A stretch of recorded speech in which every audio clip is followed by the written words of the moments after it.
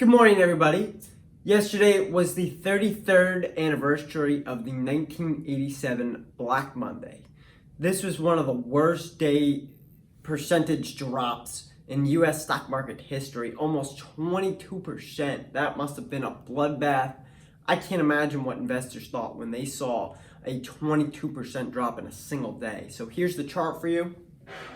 As you can see, the Dow was 9,000 points.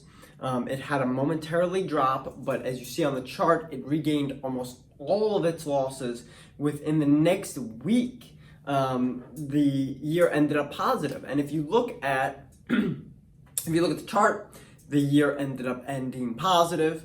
And had this drop occurred today, this would be equivalent to 6,500 points for one trading day for the Dow. So that would be pretty terrifying. I mean, some of those days back in March, we saw like a 2,000 drop in the Dow for points. But 6,000 is pretty wild. 22% is pretty crazy in a day. Today, the Dow is 28,000. So had you bought the top of the stock market back then, or had you bought the bottom and you held them till today, you would be up. You'd be up significantly. Actually, you would at least double your money, if not tripled your money. So what do we know from this Black Monday? We know that at some point during the next century, the stock market is going to lose more than 22% of its value in a single day. You saw this in 2010 with a flash crash. The HFT gone awry, sending the stock market down in 10 minutes. A lot of advancements in technology is actually added more risk and more volatility to trading.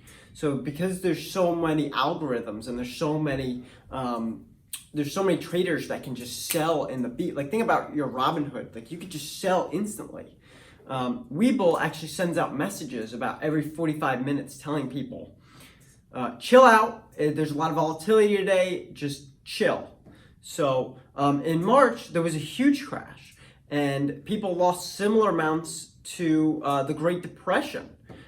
Jobless claims are similar to the Great Depression. So, but today, the Dow sits at 28,000. We're up for the year. And yeah, we had a crazy drop in March. We had a crazy drop in 2019 in December. We had a crazy drop quite a few times since I've been trading already. And I've only been trading for 3 years. So what's the lesson? The lesson is people are scared to put their money into the stock market because they're either worried that they're going to be able to time it, so they're going to wait for a crash and then put it in a lump sum, or they are worried that they're at the top and it's not going to keep going up. But they're just scared of crashes, and crashes are not something to be scared of because crashes are inevitable. When you buy during the crashes and focus on a well-conceived long-term investment strategy based on your own personal investment strategies, you will gain.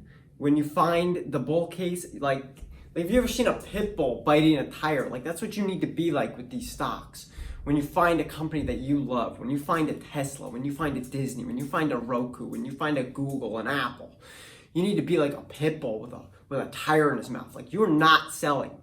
You're focused on the long-term goal, and you're not concerned about the little drop, the 22% drop in March, because you know that within that Disney's been around for 100 years. You know that in 100 years, Disney, that drop is going to look like nothing. It's going to look like a tiny little merc.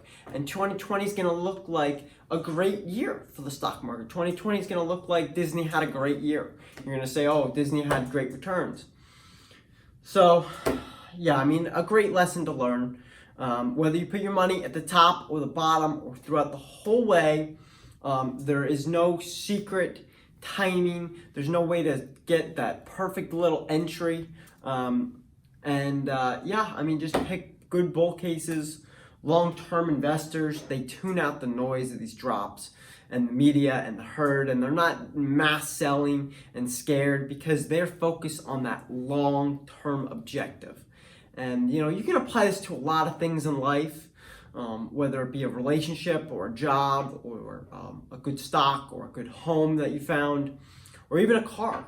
The focusing on the long term is going to be what propels you into greatness in the future. So keep your eye on the long term chair.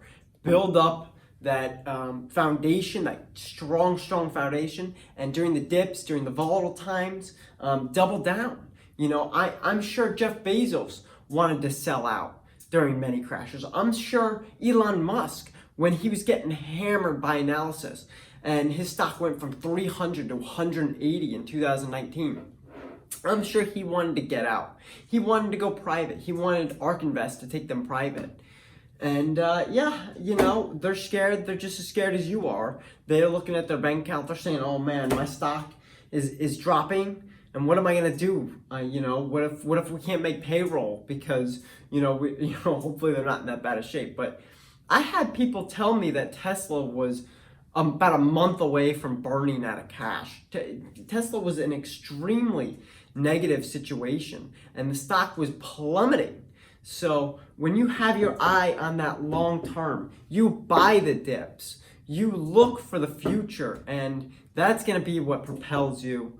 Let me know what you think in the comments below this video.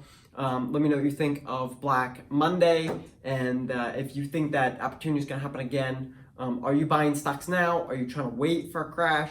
Let me know. Have a great day, and thank you so much for watching this video. Please hit that subscribe button if you haven't already, or the thumbs up button. I really appreciate it. Enjoy and have a great day.